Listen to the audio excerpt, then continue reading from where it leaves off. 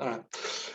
What I'm going to do today is talk about the difference between a cervical disc and the lumbar disc and the way it degenerates and forms and so on. And then that shouldn't take too long. If you want more information on disc degeneration and lumbar spine, I think there's 2 webinars on it that you can find. And if you can't find it, let me know and I'll send you the links. But you should be able to find them. But that'll give you more detail if you want it. And then we'll start looking at the biomechanics of the neck, the way for its assessment and the way it works, okay? Bringing in the unconvertible joint, which is really quite important.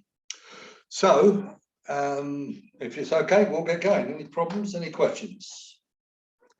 All right, so I'm going to share the screen with PowerPoint. I'm going to draw. I know how much everybody enjoys my drawing. Let me just get rid of the colour first.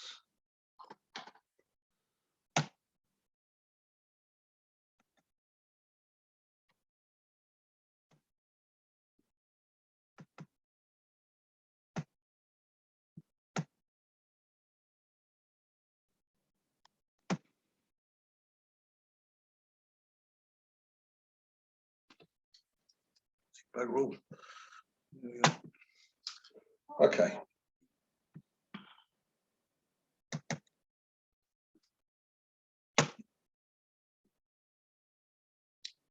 So in the lumbar spine, basically, you've got this sort of arrangement. So you're looking at it from the back. So this is the disc. Okay. I wasn't drinking last night, by the way.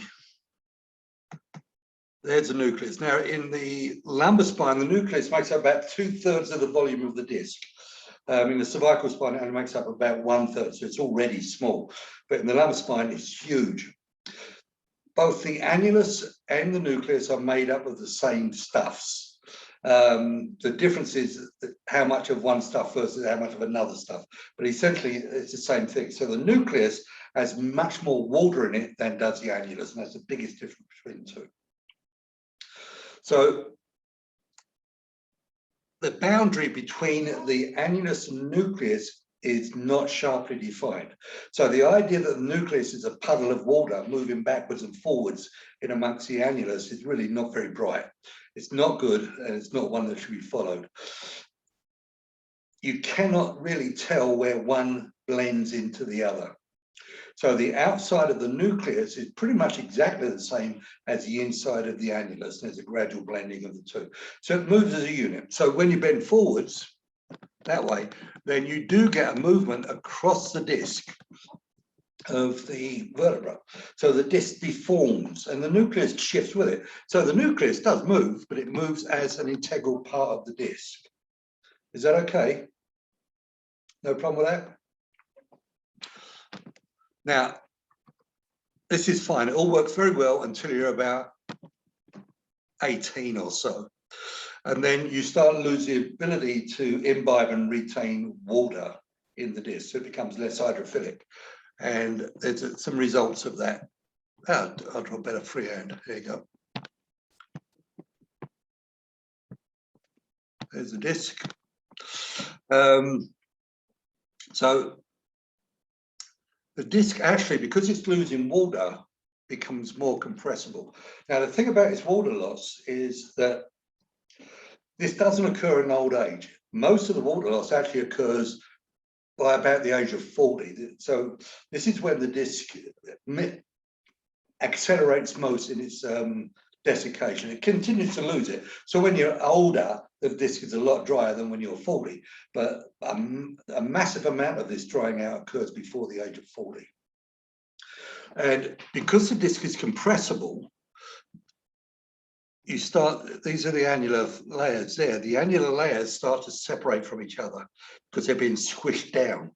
So you get these little tears called circumferential tears, and they're a bit random. So if we look at this from the top, you get this. There's the annulus, there's the nucleus, and you get these little tears around. This is normal degeneration. Happens in everybody, happens at every level of the disc. And there's nothing pathological about this. And there's no reason for anybody to expect the disc to be painful. There are nociceptors, as you know, in the annulus, the outer third of the annulus, but these are not being stimulated. Nothing's happening. It's not tearing, it's just separating from each other. A really good model of this to think about is one that came up in Bogdak and Toomey's book. And what they said was, if you take a telephone book, glue the pages together, each individual page to the next one, which is what the hyaluronic acid does, in between them, the mucopolysaccharides all basically glue this together. And then you roll it up, bind it with heavy steel tape so it can't move, truncate it so it's about that thick, about that round. You've got that hollow center in the middle, and put it on a solid surface, put a really heavy weight on it, and walk away and leave it. And this is exactly what happens to it. The pages start to separate out. Now, this is with a normal disc. If I now put a steel rod down the center of the telephone book, then that won't happen because the pages can't fold in together.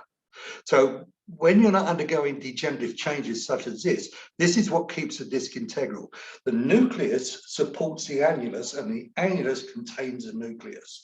Now, I know they've got other functions, but from what we're talking about right now, this is all I'm interested in.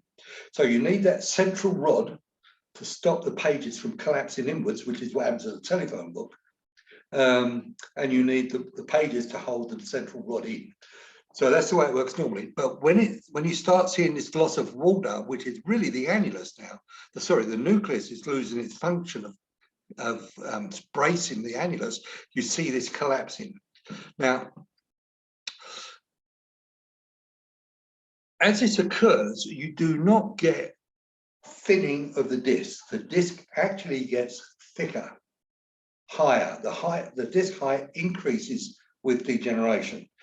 And what happens is that, let's see what color this one. If you remember back when, you've got trabeculae, and you've got vertical trabeculae and horizontal trabeculae. And the trabeculae form in response to stresses. So the vertical trabeculae form in response to vertical stresses, top and bottom. So they will brace it upwards. The horizontal trabeculae will brace it against shear stresses and torque stresses. So they'll form to counteract those shears and torques. The other thing that the horizontal ones do, because they form that way, is they will brace. They're actually struts on the vertical trabeculae. Now, as you get older, you stop being less active. Now, the compression loading stays the same or even increases as you get more sedentary as you get older. But the shear stresses and the torque stresses decrease because you're not as active as you used to be. So you start seeing selective loss of these horizontal trabeculae, particularly over the center parts of the vertebra. And the result is this. The end plate bows up. It's not fracturing, it's just bowing up. And the bone itself is actually undergoing microfracturing there. And these things collapse. So the increase in height comes from there. It's about 5% on each side. It's actual increase in height. If you could take the disc out when you're 20, measure it, stick it back in, and then take it out again when you're 50 or 60, this is what you would see. The disc would actually increase its height by about 10% over your adult life, and particularly when you stop being less active. So this is normal degeneration. Disc height increase, an overall drying out of the disc, but a thickening of the disc at the same time. Is that okay? Is that new to you, that idea? Are they still teaching degeneration as thinning the disc at school?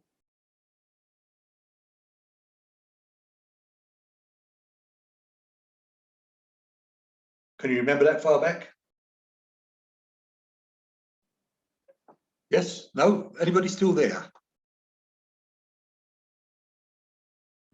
I feel like I don't know that they necessarily taught it as a thinning of the disc, but definitely not as a thickening that I remember. It was just kind of almost like a little gray area where it wasn't overly planed. Yeah, they tend not to read new stuff. That's the trouble with some of these instructors in schools. You won't see this on an X-ray because what you got in the X-ray, of course, is the apophysis around the thick ridge where the end plate sits. So you don't see an X-ray, but you don't see thinning of this. When you see thinning of a disc, it's pathological. And if you look at somebody with juvenile rheumatoid and look at their discs, they're horrendously thin. But normal degeneration, you don't see it. Generally speaking, if you see degeneration in an adult that doesn't have a disease, a rheumatoid type disease or a major disease process, it's because there's been pathology out of segment. So this will be a disc herniation, infectious disc and so on. Then you'll see the thinning. But whenever you see thinning, it's pathological. Now, the degeneration does occur in the other joints. There's no doubt about that at all. These degenerate as a normal joint does. And in fact, because the disc now is unable to support its own weight, a lot of that weight, effectively anyway, a lot of that weight falls back on the posterior structures. So you start seeing osteophytes to increase the surface area and take more weight with less pressure. Okay, but that's normal. As I say, it starts at about 18 and it just keeps on going. The reason it starts too early is, and why you see degeneration so early, is because basically, well, I don't know if this is the reason, but basically you were born to die at about 32. Nearly every mammal has about 1 million heartbeats, which would bring us to about 32, 34 years of age. And the only reason you live longer than that, generally speaking, you die when your offspring is capable of producing a mammal, and primates anyway, you die when your offspring are old enough to give birth. The reason we don't do that is public health and community care. It's got really nothing to do with medicine. It's all about public health and community care, caring for the old, caring for the infirm. So you should be dead at about 32. So your body knows this and it degenerates. Your body's a lot older than you are.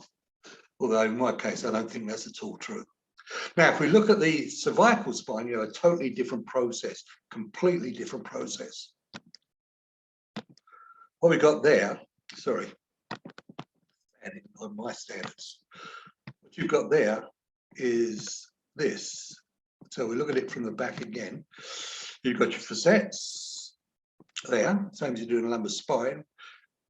And the uncinate process starts to develop at about 12 years of age. So prior to 12, you've got no unconvertible joints, but they develop about 12 and they project upwards towards a facet that's formed on the superior vertebrae. So you get this there and there. So that is now your unconvertible joint, not yet actually, but getting there. Collagen, loose collagen, forms on the outside and forms a capsule. And the capsule fills up with interstitial fluid, not synovial fluid. This is not a synovial joint. The medial boundary of this is the disc itself. All right.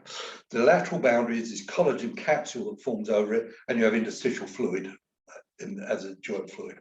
So this is about 12. And you start to degenerate almost immediately in the neck. Lovely system, but you start to degenerate almost immediately. Now, it degenerates by clefts forming from the joint and moving inwards. So if this is your U joints, you get these clefts coming into the disc, and the disc actually opens up, so it does that. And then that continues through. So if I draw it from the top, you've got this happening, and the cleft forms that way and that way, and spreads backwards and medially. So in the end, you actually have a disc that is bivalved. There, you've got a complete tear through the back half of the disc.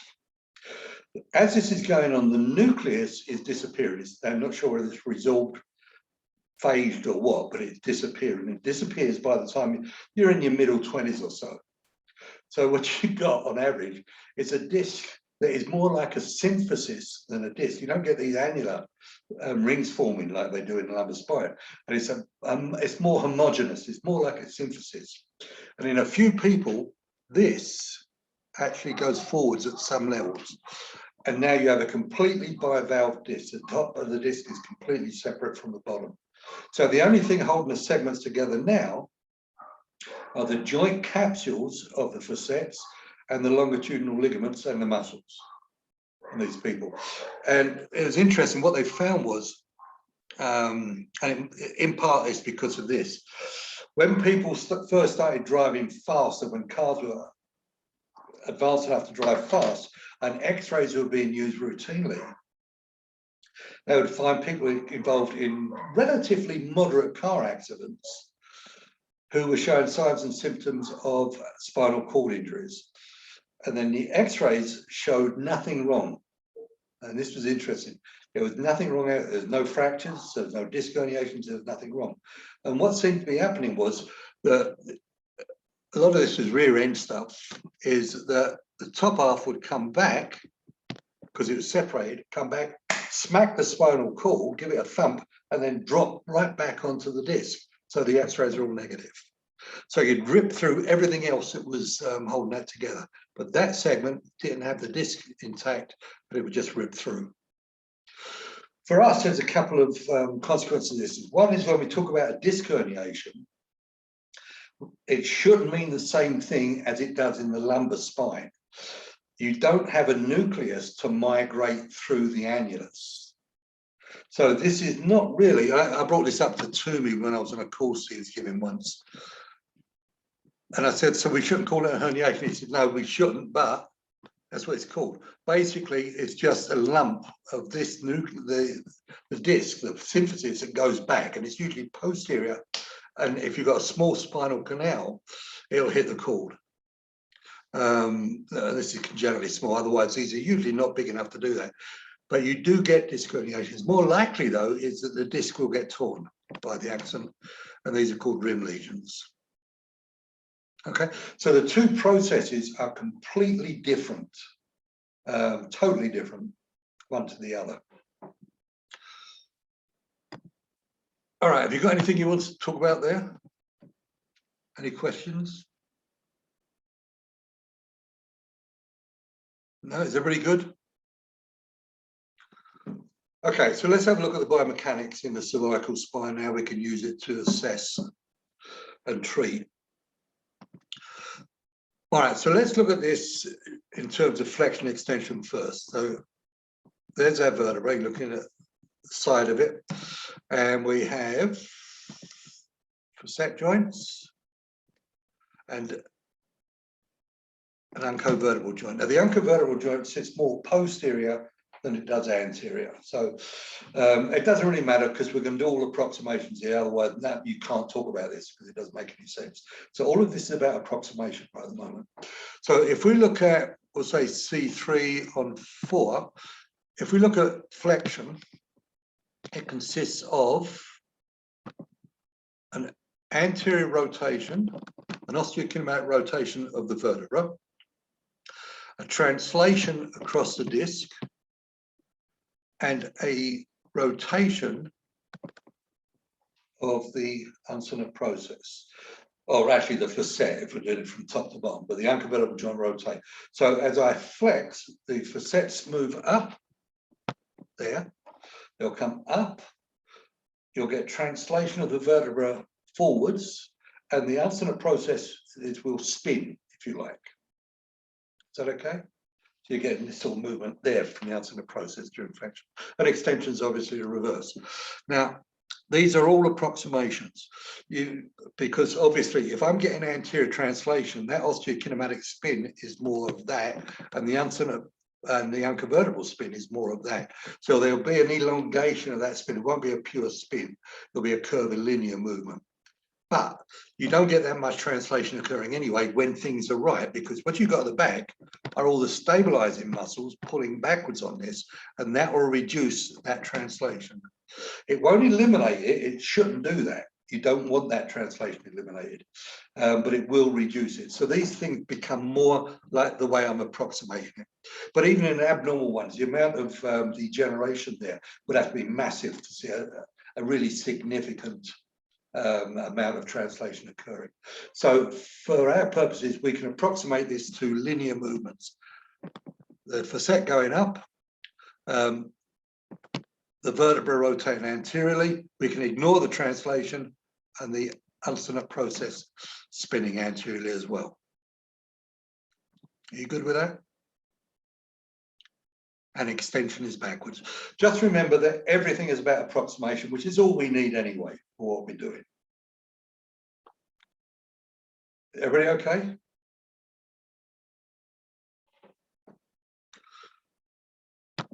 All right, let's have a look at this now from the front, and we'll look at the side flexion.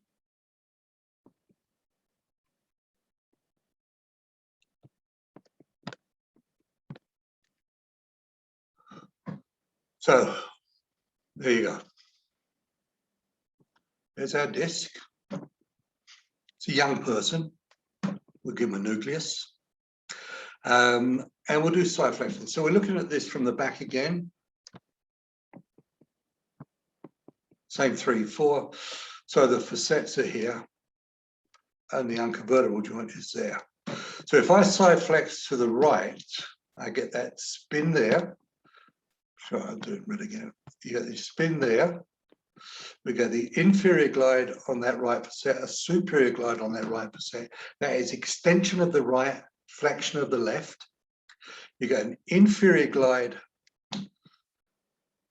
on the right unconvertible joint and a superior glide on the left unconvertible joint.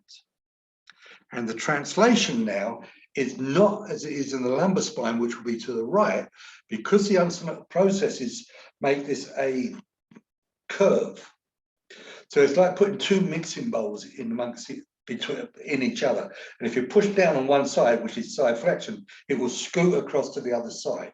This does exactly the same thing, and it gives you that translation there. Is that good?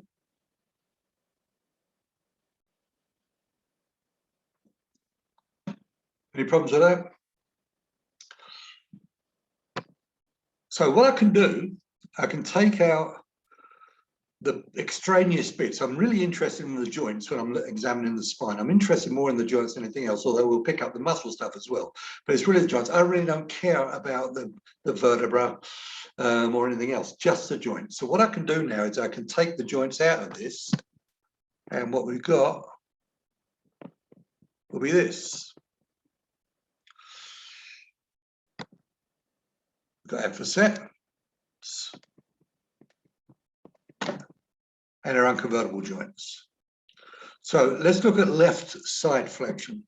Left side flexion, then we'll do this one, extension on the left facet, that's coming down, flexion on the right facet, inferior gliding on the left facet, superior gliding on the right. We've got that translation across. Is that all right? So I'm not sure how you were taught to do this in school, but the way we're going to do it on the class, or I'm going to teach on the class, you can pick whatever assessment techniques you like. I really don't care. But what I'm going to do in this class is in neutral. We're going to do it in flexion and extension mainly, but we'll do this for neutral. In neutral, I'm going to grab hold of the top vertebra this way between these fingers, and I'm going to do this with it. I'm going to translate it across the neck and side bend at the same time. Yeah? So what I'm doing now is assessing this, not that. Well, I am actually, but that's really not part of the assessment. There, that and that. So we've got these 4 glides that we're interested in. And if I take them out of the equation and separate them out, what I've got now is this. Inferior glide on the right facet. Inferior glide on the left facet, inferior glide on the left U joint, translation across there, superior glide on the right unconvertible joint, and superior glide on the left. So I'm getting this type of movement, right there. And that's exactly what you feel. It's a curvilinear movement when you come and do this. Now, if that movement is blocked, if you like, this is a screening test. If that movement is blocked, we'll say it's blocked, so it can't do that movement. That block in neutral could be any one of these, couldn't it? Or all of them come to that, even the translation. That one, that one, that one, or that one. Do you see it? This one I could do with yes or no's from you. I need to know that you've got this or not. So, Nanny, you're in front there, you're on the screen. Have you got it? Do you need to ask anything? No, that's clear. Okay, Michelle? Yeah, I got it. Who else? Anybody else? Viv? Yep. All right, Nicole? Say no if not. I don't mind doing this again. I swear to God, I don't care about doing it again. I'm quite happy to. It seems to make sense. All right. Does anybody need me to do it again? No? Okay. Now we're going to do the same thing, but we're going to do it in flexion and extension. And neutral isn't as important. So if I extend you now, if you think about this,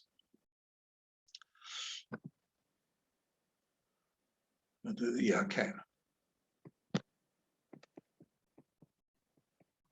All right. So this is, well, let's do flexion because it's up the top. We'll do flexion. If I flex you, all right, both facets move up.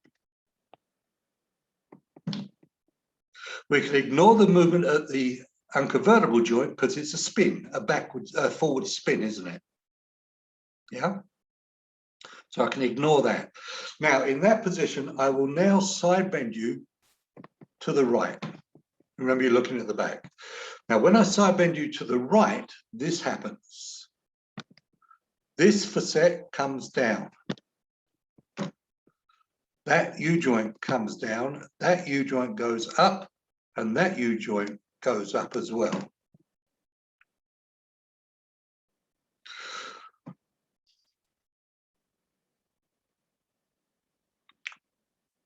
Is that all right?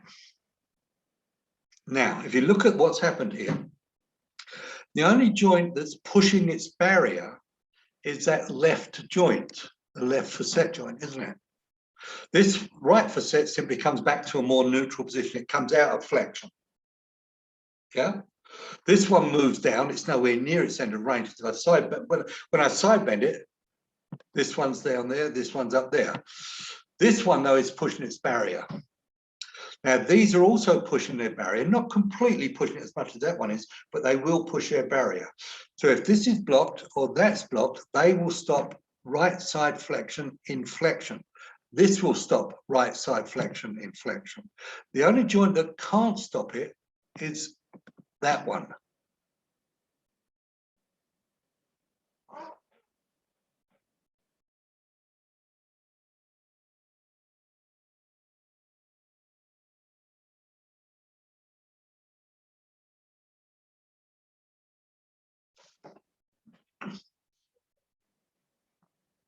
So there's your facets. Okay, we'll do the. I flex, they both go up. I side bend to the right. This one comes down, the right one comes, that's right for you, isn't it? I get these mixed up on video, yeah. So this one comes down, this one goes up. Now, so they're in flexion. As I side bend to the right, this one comes out of flexion. This one has to push further into it. So this one has to be able to reach its end of range. So just looking at this one, if this can't reach its end of range, it will stop me right side flexing in flexion. Yeah. Now the U joints, I right side bend. This one comes down, this one goes up, that movement. If this one can't come down, it will stop me from right side bending in flexion. In fact, it will stop me right side flexion regardless of what position I'm in. If the other one can't go up, then it will stop me right side flexing in flexion again. Yeah. So what I've done is I've excluded this one. And I can concentrate now on those three.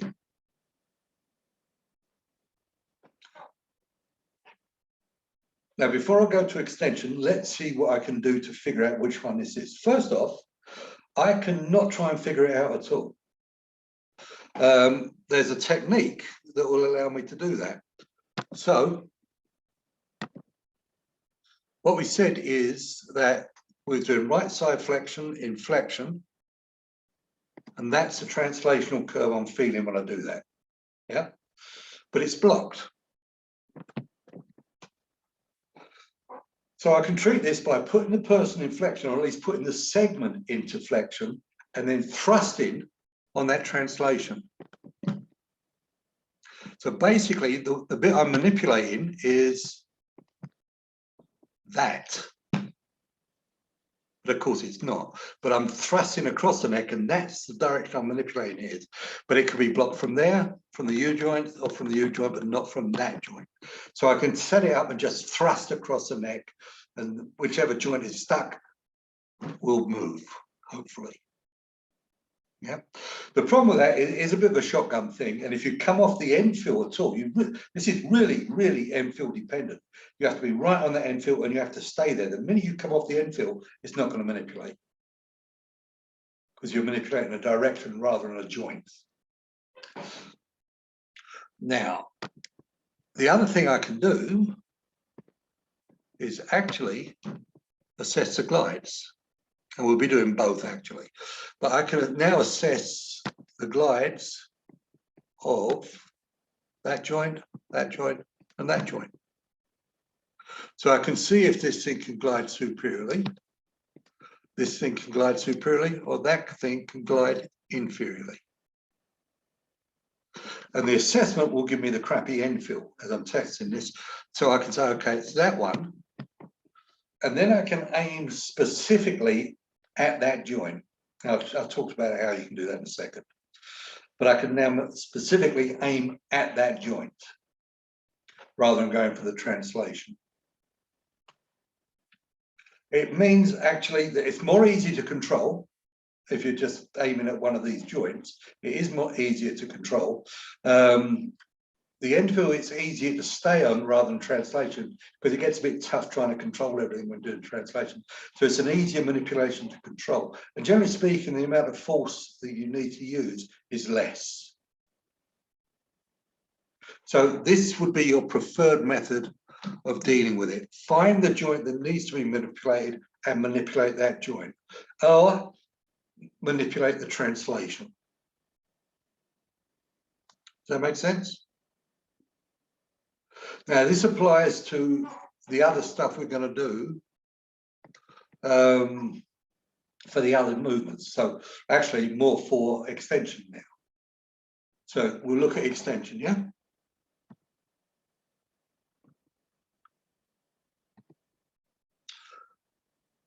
Facet, unconvertible joint.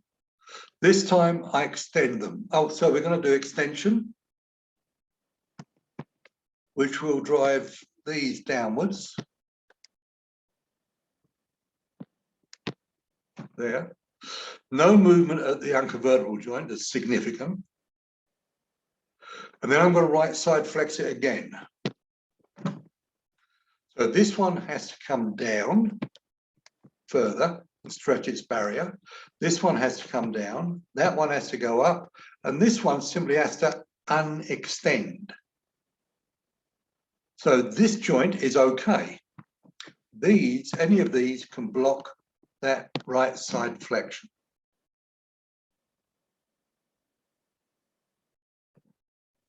Are you good?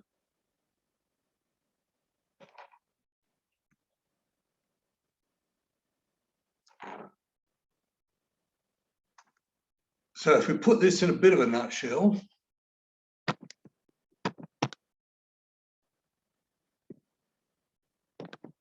what we can say is this. In extension, right side flexion can't be blocked by the left facet joint.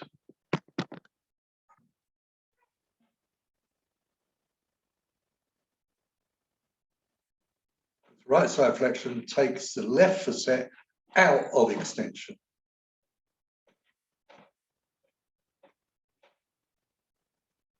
How many of you learned this before? So what are they doing? All these physiological movements with them? Yeah, this is, I swear to God, this is so much easier. It's easier to feel, and it's much, much quicker. Okay. And it doesn't take it takes no time to get the hang of it. You run away from it screaming. You run away from the old way you did it screaming. You seriously do. Now, let's have a look at this in neutral and see what happens. Facets, U joints, and all we're going to do now is right side flex. So this one goes up, this one goes down. This one goes down, that one goes up. So if the problem is bad enough, it could be either of the two facets, but it would have to be a really bad problem. But either of the two unconvertible joints. Yeah. So in neutral, you really can't say very much about it. You need the flexion and extension component to say what the problem is, whether it's a flexion or extension problem, and which facet joint is in trouble, if a facet joint is in trouble. But we can say this: if side bending is blocked in flexion and extension, it's got to be blocked in neutral as well. So if it's blocked in flexion and extension and neutral, that has to be an unconvertible joint problem.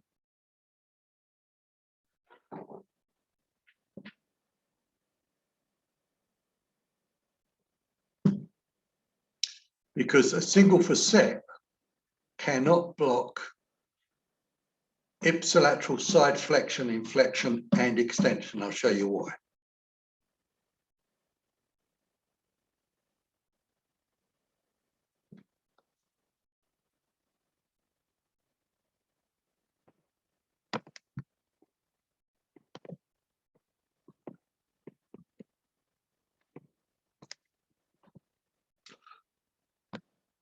Okay, let's say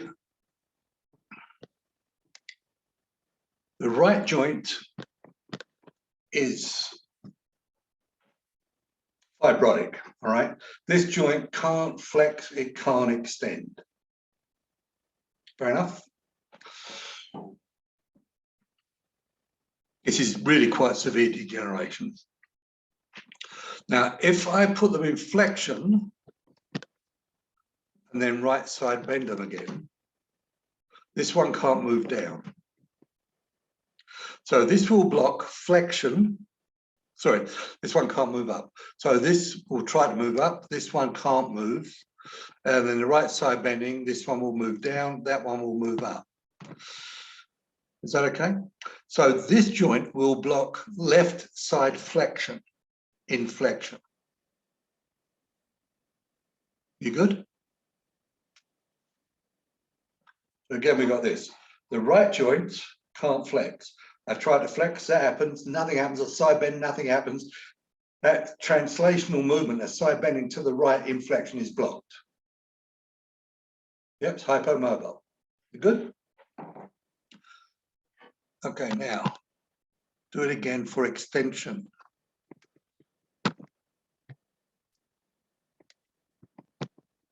Extension, right side flexion again. This joint can't extend neither. So I extend, I right side bend. Now to right side bend, I extend, this one can't move down, this one can. I right side bend, and that can't happen, and that can't happen, and that can't happen. So right side flexion in extension is also blocked. So what you saw was, if that joint can't flex or extend, left side bending is blocked in flexion and right side bending is blocked in extension. So it will block opposite side bendings, not the same side flexion. The only thing that can do that is the unconvertible joint. One of them anyway, I don't know which one, but one of the unconvertible joint can block this in both movements. And the reason is that the facet is a flexion and extension mechanism. It's not a side bending mechanism. It's the segment can side bend because one flexes and one extends. There's no side bending occurring at the facet. It can't move sideways. And it's blocked from doing that by the unconvertible joint. The unconvertible joint is not a flexion extension mechanism because it spins. It's a side bending mechanism. So side bending is blocked by the unconvertible joint. Flexion extension is blocked by the facet. And between the two of them, they're able to block flexion and side bending in particular directions. But a facet that can't flex or extend cannot block the same side bending in flexion and extension. The movements have to be opposite.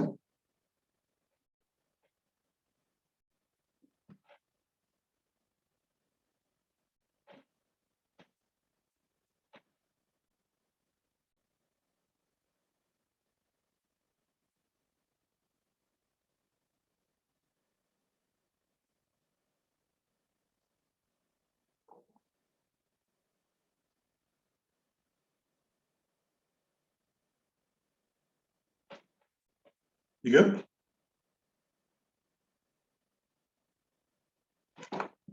Great.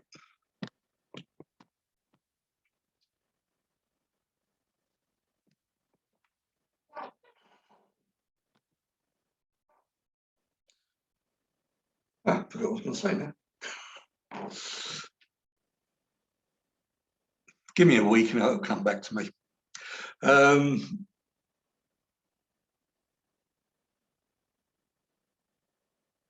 All right, so we're looking at testing the glides. Now, this is obviously got a lot easier when we do it in class, but we can look at the principles of this, particularly at the unconvertible joint.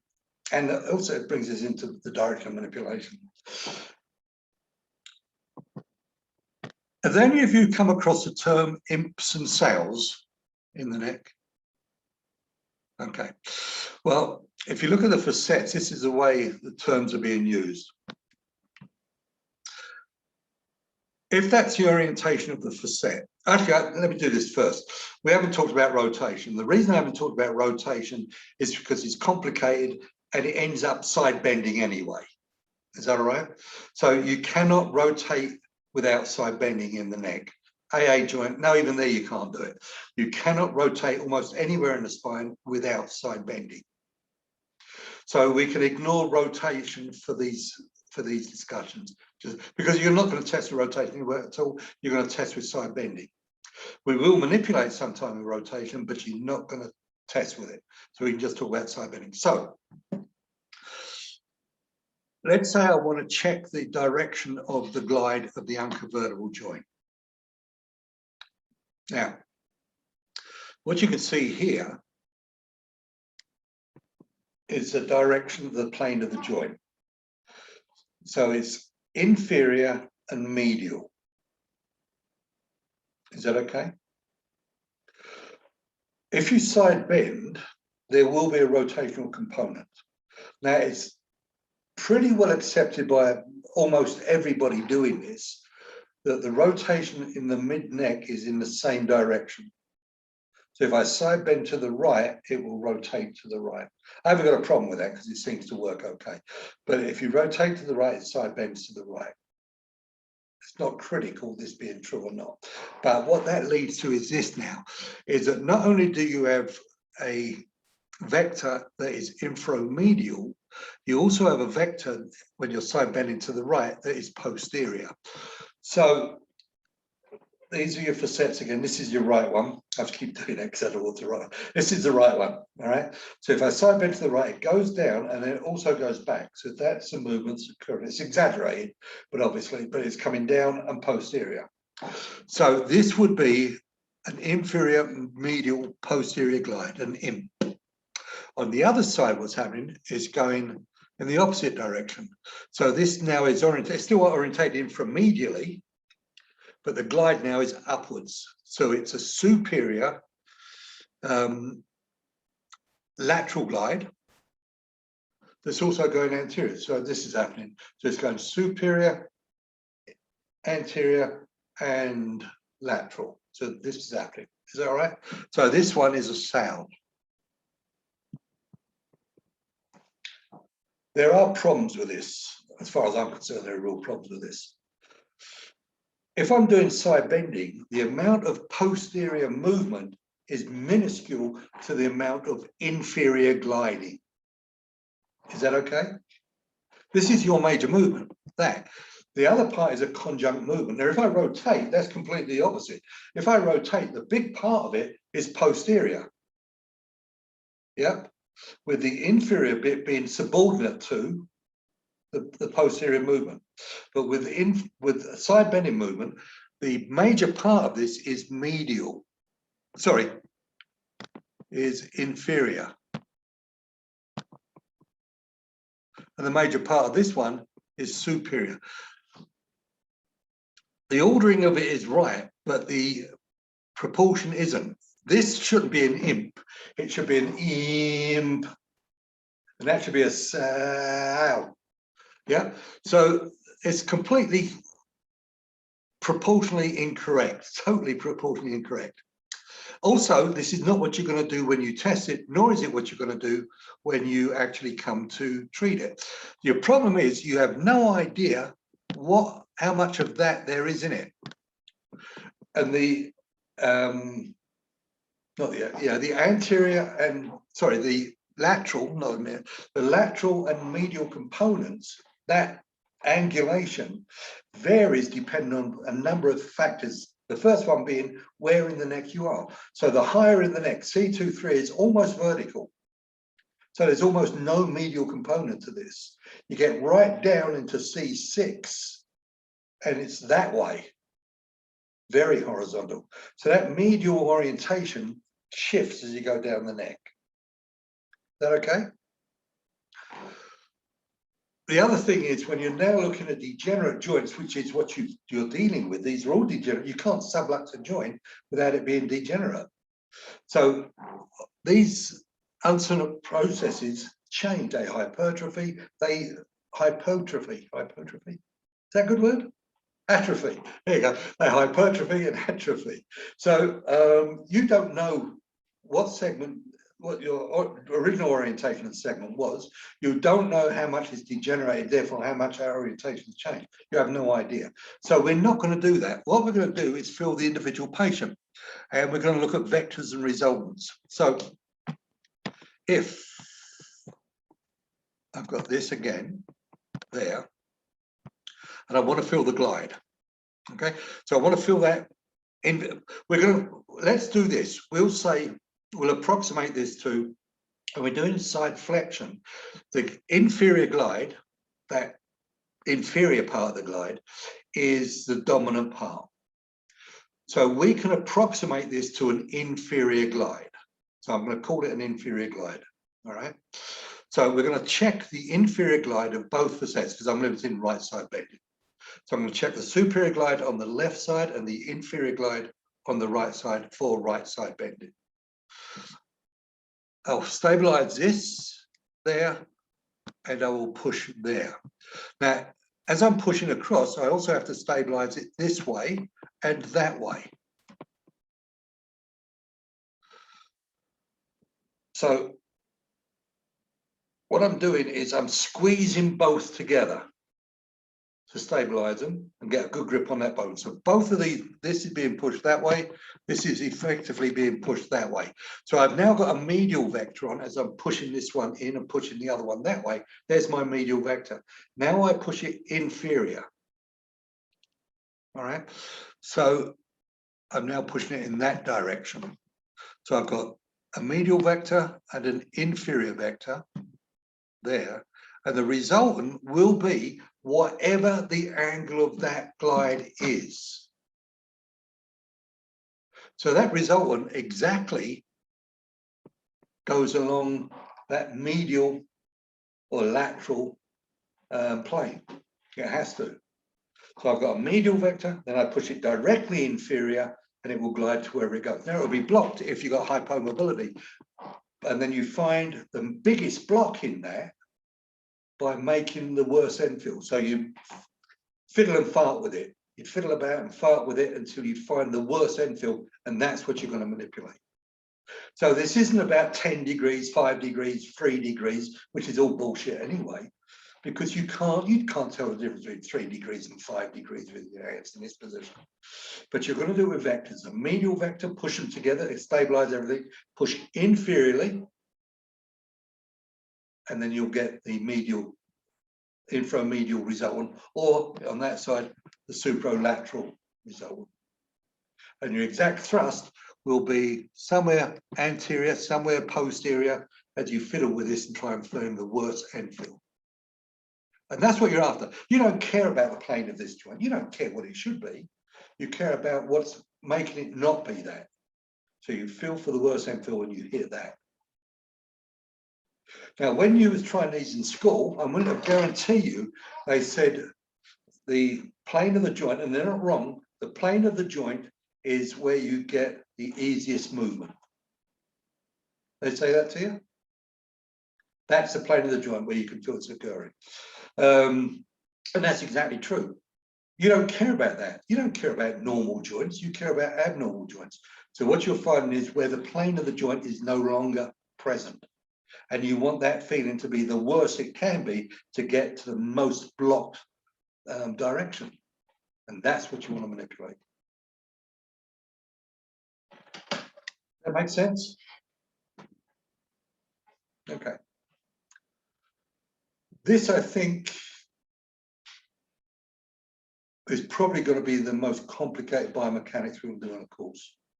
It's not that difficult. All right. This is as practical as I can make it this course.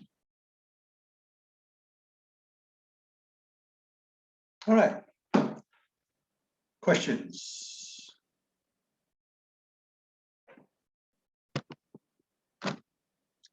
Nope. Everybody good? All right. So, next week.